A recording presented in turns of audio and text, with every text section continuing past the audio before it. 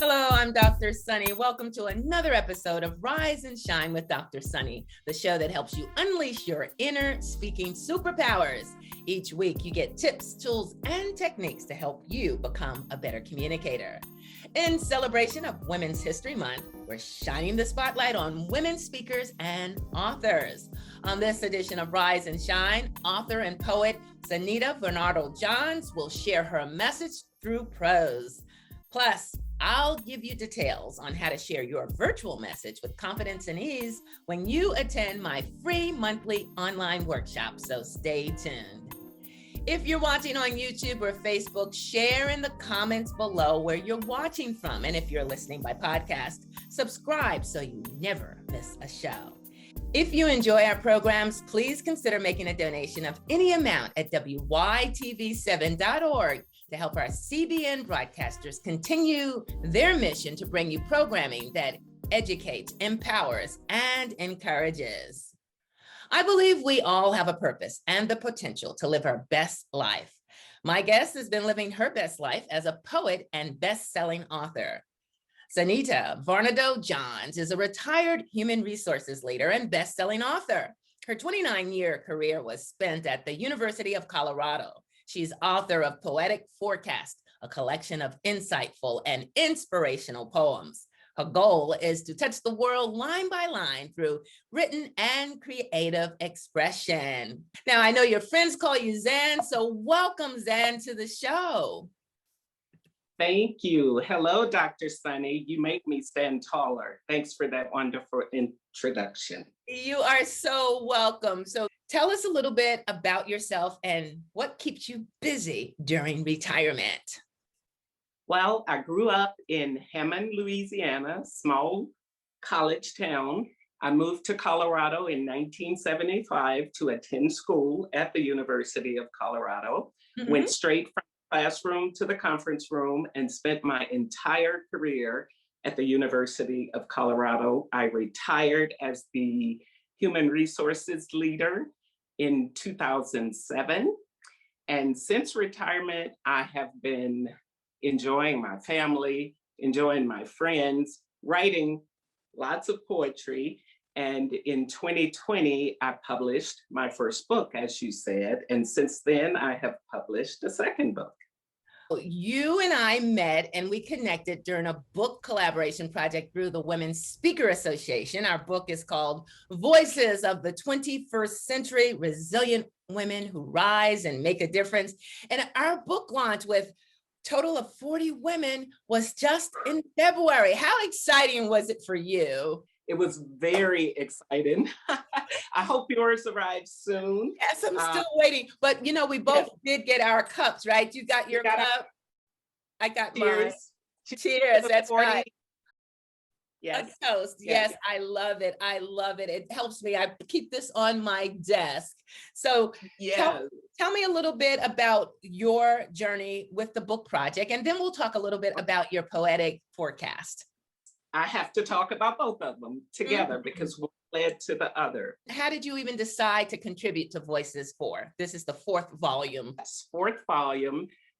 In the spring, when I decided to publish Poetic Forecast, I spoke with, my family has a Zoom meeting every Sunday. And Janet Sawyer, who is also in the book, Dr. JJ, is my sister-in-law. And she, after learning that I was going to publish my poems, she said, you need to join WSA, the Women Speakers Association, and you need to participate in the collaborative book because I don't think they've had poetry in the book before. You need to write a poem and contribute to the book. And that's how I got involved with the project. So how did you decide to select your story? Tell us about that. I knew that I wanted to talk about my book of poems. And so one day I was reading online news and CNN's religion editor, Daniel Burke, had written a story about, it's a heartwarming story, about a patient a COVID-19 patient and the housekeeper who cleaned his room, and how she had saved his life. The chaplain manager at the hospital created talking points for the hospital staff, the essential services staff, who had to enter the rooms so that they could talk to patients because their families couldn't visit. The families couldn't see them. So the housekeeper came into the retired Air Force colonel's room, and she spoke to him every day. They talked about religion, they talked about family, and he said that she saved his life. That poem, that story resonated with so much of my writing. Off the bat, what matters? Invisible Strength. There are 3 poems that I share excerpts of. Spiritual Reset. They're all related to this story. And I knew as soon as I read it that I had to retell it. I wanted to talk a little bit about myself and share that how I was raised to appreciate everyone. Everyone has value. And to retell this story so that people could see how it relates to my writing. As a matter of fact, What Matters is featured on the dedication page of Voices of the 21st Century. How does that make you feel? Oh my goodness. Dr. Sunny, I'm honored. When I shared that poem with Gail Watson, who is the CEO of WSA, when I shared that poem in my spotlight interview, she was speechless afterwards. When we stopped recording, she said, that poem has to be featured in our book. It has to be front of the book. And I'm honored because she, at the front of the book, she said, this poem is dedicated to resilient women everywhere. I dedicate this poem to everyone. Wow. Please share a few verses. I'd be glad to. I'll be glad to. The poem is What Matters. If your eyes met my eyes in the midst of a crisis, would their shape and color concern you? If you felt my hands as they massaged your aching body, would you care about the pigmentation of my skin? If I gave blood to replenish your low supply, would it matter if I looked like you? If you were drowning and I dove in to assist you, would you reach toward me if you knew I was gay? If you were hearing for the first time in your life, would you need for my voice to speak English only? If your loved one lay sick and dying, would it matter to which God I prayed? If I donated money to support your favorite cause, would you get impatient if I used my wheelchair? If the size of my heart increased each time I helped somebody, would you be more concerned about the size of my body?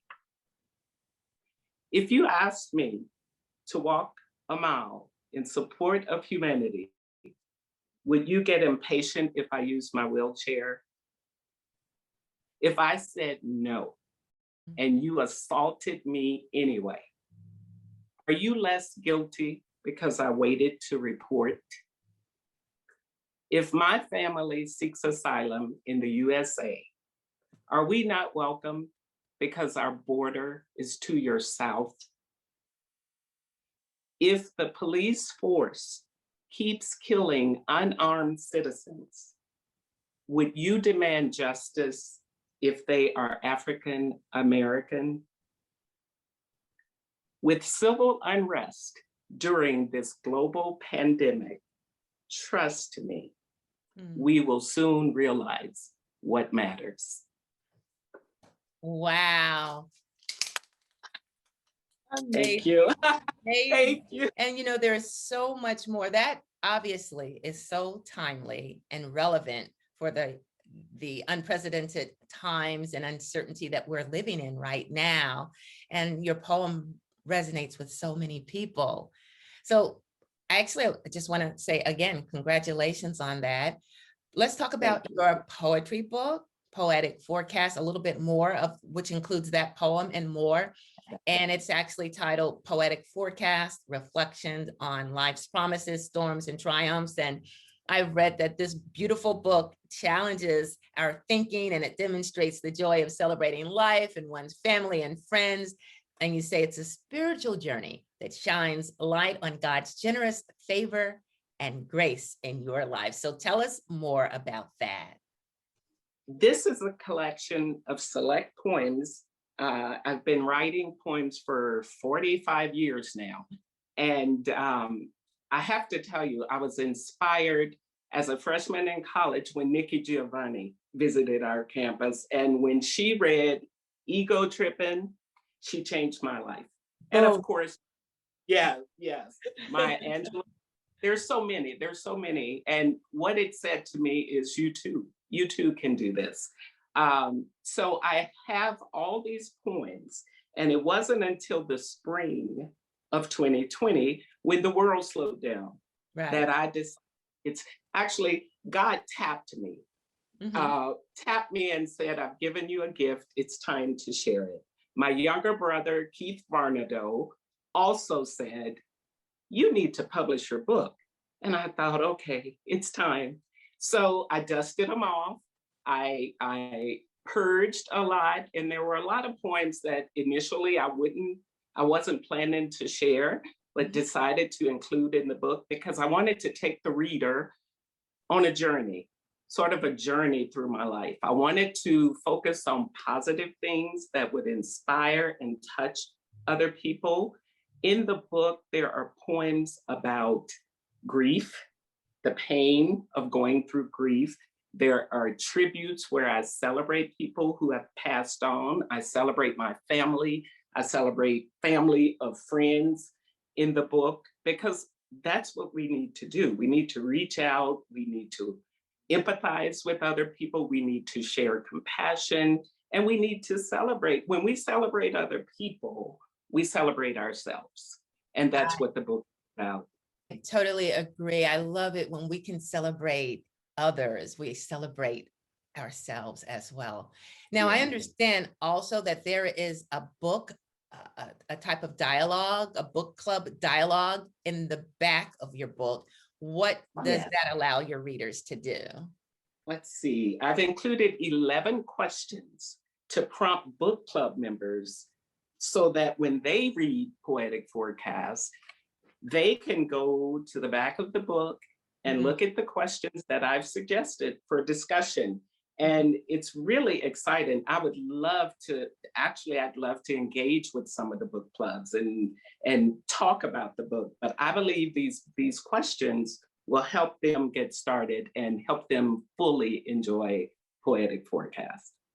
It's amazing. You never know how much your words matter, and then how much you can share just what's in your mind. You know, you take your pen and you put it to paper and you get it out in a form that not just can be shared with family members, but the world. How awesome is that? With the world. And that's really the shift that I made in 2020, because, you know, I've held these poems close and I've shared them with family, but God said, it's time. The world needs to hear your poetry. Love it. Leave us with some inspirational quotes or thoughts that we can also have. My favorite quote is that I believe that every word shared is an opportunity to love. And that's what I do in my writing. Our words matter, love matters, silence is no longer an option. We all have to share. We've got to reach out to our neighbors, and together we will get through this. Tell us how people can reach out to you and connect with you to get your books and your information in case they would like to be part of a book club. Please contact me. Go to www.zanexpressions.com. I just want to thank you. It was amazing just to meet you during this collaboration. And I feel so inspired. There are so many wonderful stories in our Voices of the 21st Century, Resilient Women Who Rise and Make a Difference. The title alone is amazing. What was the inspiration for the title for your book? First of all, when I started sorting through and selected my poems, I grouped them into categories that matched the weather. The titles of the chapters are things such as sunrise and sunny and clear, partly cloudy, severe thunderstorms, rainbows, sunsets. And my husband, Jim, talks about the weather all the time. Colorado, the weather changes in Colorado constantly. So we are always tuned into the weather. And I had selected another title for the book, but one day, as I was pulling all this together, I said, Poetic Forecast. That's the title. Thank you, Jim, for that one. Wow. Well, I just want to thank you so much for taking some time out of your day to share with us both the fact that we collaborated. This is March, Women's History Month. So I wanted to celebrate women, and all this month we'll be meeting more authors. And so we got to meet you. And again, best wishes to you and your future. The forecast looks bright for you, Zan Johns. Thank you so much. Thank you, Dr. Sunny. That's all the time we have on this Women's History Month edition of Rise and Shine with Dr. Sunny. Again, thank you to my guest and Voices co-author Zan Johns for sharing inspiration from her book, Poetic Forecast. The forecast looks bright if you'd like some help to become a better presenter. I invite you to join my free monthly Speak and Shine workshop on Zoom. I'll help you unleash your inner speaking superpowers, some you didn't know you had. Spots are limited, and to sign up, go to my Facebook page at facebook.com/I Rise and Shine. And you can also register at my website, sunnyfridge.com. You'll also find links to all my shows and podcasts. Thanks for connecting. I'm Dr. Sunny, and remember, it's your time to rise and shine.